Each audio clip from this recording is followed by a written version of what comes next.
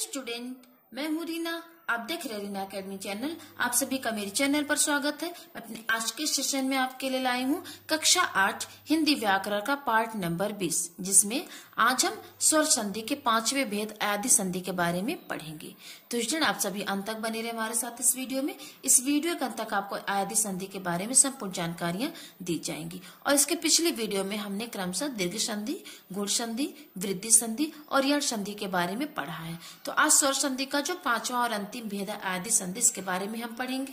तो आइए इसको पढ़ना और समझना शुरू करते हैं।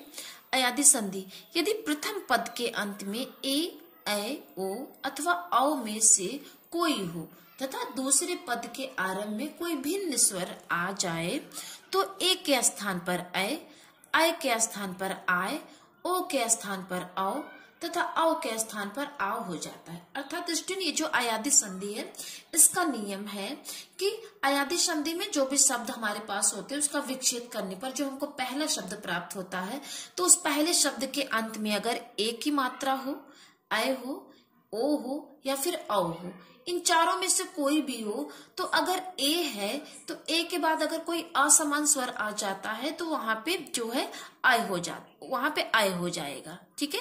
और अगर प्रथम शब्द के अंत में आय है और उसके जो दूसरा शब्द उसके शुरुआत में कोई असमान स्वर आ जाएगा तो उसके स्थान पर आय हो जाएगा।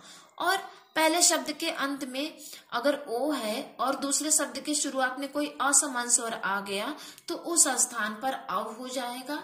और यदि पहले शब्द के अंत में औ है और उसके दूसरे शब्द के शुरुआत में कोई दूसरा असमान स्वर आ जाएगा तो वहां पे ऐसी दशा में आव हो जाता है। तो आइए इस नियम को हम इस एग्जाम्पल के द्वारा समझते हैं। तो यहाँ पे आप देख सकते हैं ए प्लस अ, यानी जो पहला शब्द है इसके अंत में ए हो और दूसरे शब्द के शुरुआत में अ हो तो वहां पे ए का ऐ हो जाता है। जैसे यहाँ पे एग्जाम्पल है शयन नयन। तो शयन और नयन का विच्छेद करने पर क्रमशः से प्लस अन और ने प्लस अन शब्द प्राप्त हुआ।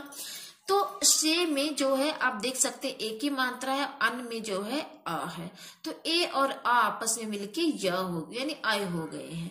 तो यहाँ पे जो श है, आप सबको पता है जो व्यंजन वर्ण होते हैं उसमें छोटा अ मिला होता है, तो जो श है इसमें छोटा अ है, तो इस तरह से शयन शब्द हुआ। इसी तरह से नयन में ने प्लस अन में ना पे ए है और अन में आ है, तो ने और आ मिलके जो है अन हो गए हैं, आय हो गए हैं, यानी ना में आ मिला है और य बराबर यहाँ पे आय शब्द बने नयन। अब नेक्स्ट एग्जाम्पल में है, इसमें ऐ प्लस अ, यानी कोई भी पहला जो शब्द है विच्छेद करने के बाद उसके अंत में ऐ हो यानी ऐ हो और दूसरे शब्द के शुरुआत में अ हो असमान स्वर, तो ऐसी दशा में आय हो जाएगा। जैसे शब्द है गायक नायक, तो गायक का विच्छेद करने पर गय प्लस अक मिला और नायक का विच्छेद करने पर नय प्लस अक मिला। तो ग पे आप देख सकते ऐ की मात्रा है और अक में अ है, तो ऐ और अ मिलके यहाँ पे आय हो गए, यानी ग पे आ की मात्रा लगी है और यह यहाँ पे आय हो गए, शब्द हो गया गायक।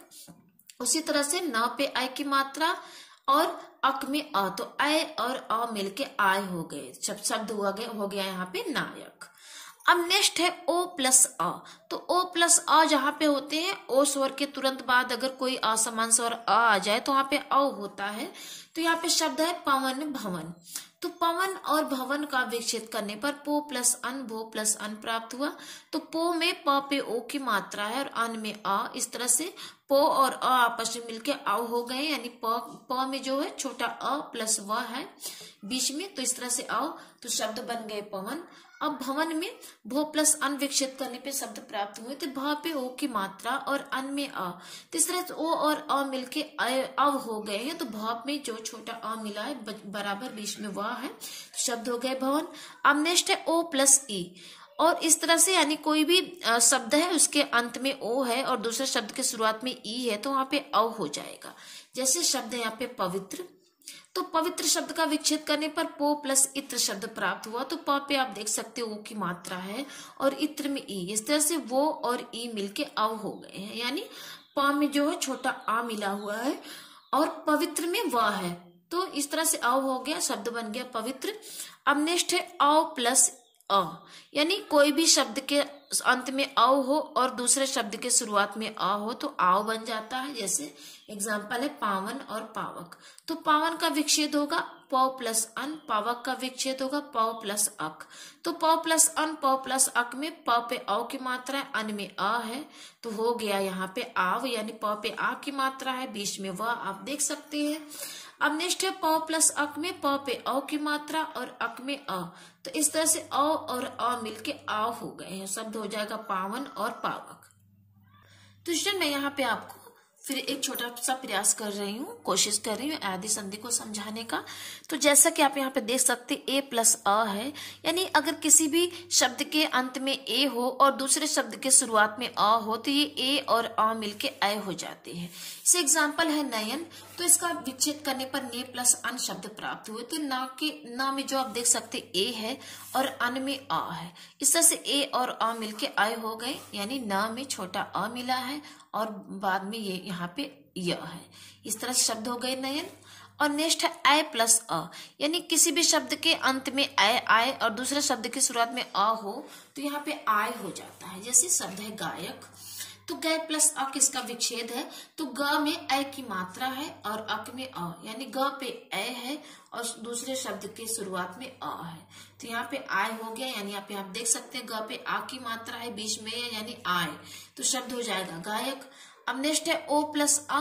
तो यहाँ पे जब किसी भी शब्द के शुरुआत में ओ, अंत में ओ आ जाए, पहले शब्द के अंत में ओ और दूसरे शब्द की शुरुआत में अ आ जाए तो वहां पे औ हो जाता है। से एग्जाम्पल है पवन। इसका विच्छेद करने पर पो प्लस अन शब्द प्राप्त हुए। तो प में ओ की मात्रा है और दूसरे शब्द में अ है, तो ओ और अ हो जाएंगे व, यानी औ। तो प में अ मिला हुआ है छोटा और बाकी व है, तो यहाँ पे औ हो गया पवन।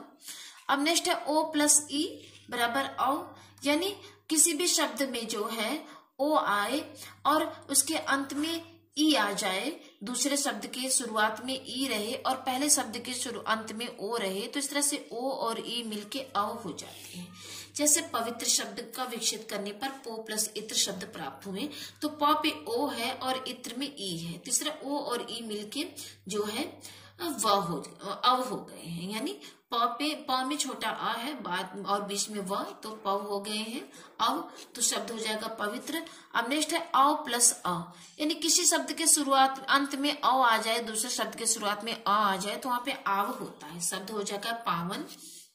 और इसमें जो है इसका विच्छेद करने पर प प्लस अन शब्द प्राप्त हुए। तो प पे औ की मात्रा आप देख सकते हैं औ है, दूसरे शब्द के शुरुआत में अ है, तो औ और अ जो है आव हो गए। जैसे प पे आ की मात्रा है तो वो आ हो जाएगा और वह आव, इस तरह से एग्जाम्पल हो जाएगा पावन। तो स्टूडेंट उम्मीद करते हैं कि आपको स्वर संधि के पांचों भेद क्रमशः दीर्घ संधि, गुण संधि, वृद्धि संधि, यण संधि और अयादि संधि के बारे में बहुत अच्छे समझ में आ गया होगा।